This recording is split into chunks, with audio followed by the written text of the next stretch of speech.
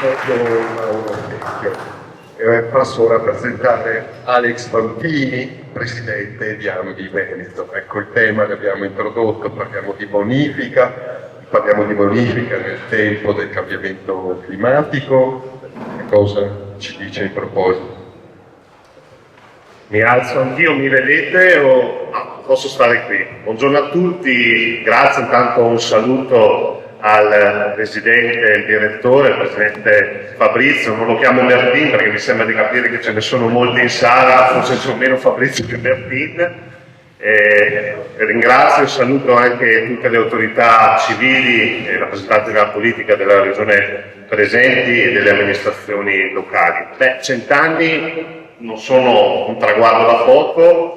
È del 2022 che abbiamo festeggiato i 100 anni della bonifica, che partono proprio in Veneto, San Donà di Piave, 100 anni in cui uomini e donne allora hanno voluto modificare quello che era il nostro paesaggio per renderlo vivibile, per renderlo coltivabile, per dare la possibilità agli agricoltori di coltivare terreni fertili, ma dare anche la possibilità di insegnamento a quelle che sono le attività produttive e a quelle che è poi lo sviluppo di intere comunità locali, ed è un modello e un modo di fare che i consorzi di bonifica continuano ancora ad oggi, perché quello che viene fatto, la nostra attività, non è solo a servizio del mondo agricolo, ma è anche a servizio dei cittadini e delle imprese. Faccio una piccola fotografia prima di addentrarmi in quello che è il tema della domanda. I consorzi di bonifica gestiscono del Veneto circa 26.000 chilometri di canali, 400 idrovore, quindi questa è una delle tante, e altrettanti, circa 400 impianti di pompaggio, stazioni di pompaggio appunto per l'irrigazione. È un lavoro straordinario.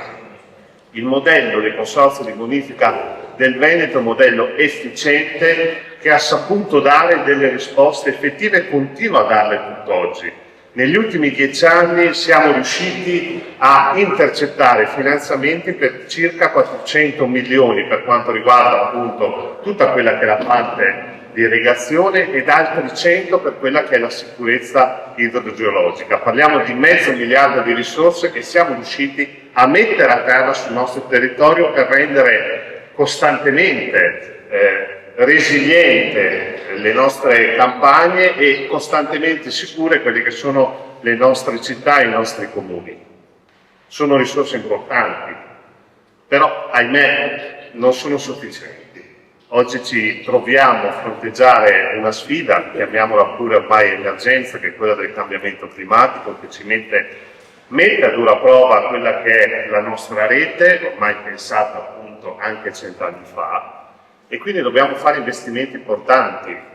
Come dicevo, siamo riusciti a intercettare diversi finanziamenti, però non è sufficiente, i progetti li abbiamo, oggi sono in attesa di finanziamenti importanti. È vero che c'è un piano nazionale, il cosiddetto PNISI, che passa attraverso il Ministero delle Infrastrutture, fino a qualche anno fa il PSRN, che è il piano di sviluppo nazionale, appunto, che è servito anche appunto ai consorzi di bonifica, ma oggi siamo nelle condizioni di chiedere anche alla Regione, in quella che sarà la futura legislazione, l'impegno più importante per quanto riguarda i consorzi di bonifica. È stato detto prima dai rappresentanti delle categorie agricole, ma è così. Sappiamo che attraverso il PSR sono stati finanziati più di 40 milioni di investimenti per le imprese appunto nel settore dell'irrigazione, ma questo non servirebbe a niente se dietro non ci fossero i consorzi di bonifica che riescono a servire e dare la possibilità alle imprese di utilizzare l'acqua. Quindi mi raccomando, questa è una cosa importante e credo che sia una grande aspettativa da parte di tutti i consorzi di bonifica del Veneto e io in rappresentanza come Ambi Veneto, perché quello che sarà la futura programmazione appunto delle risorse che la Regione stanzierà nei confronti dei consorzi di bonifica devono essere di più di quanto sono state sino ad oggi, per un motivo ben chiaro, perché se vogliamo rispondere a quelle che sono le sfide e le esigenze non solo di questo territorio, non solo del Veneto, ma dell'intero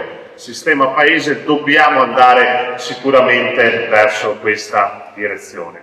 Quindi tanti auguri per questa idrovora, 100 anni, e ne auguriamo altri 100, i consorzi di bonifica sono pronti a fare il loro mestiere come hanno saputo dimostrare il saper fare da qui ai prossimi 100 anni. Quindi grazie a tutti davvero e buon lavoro.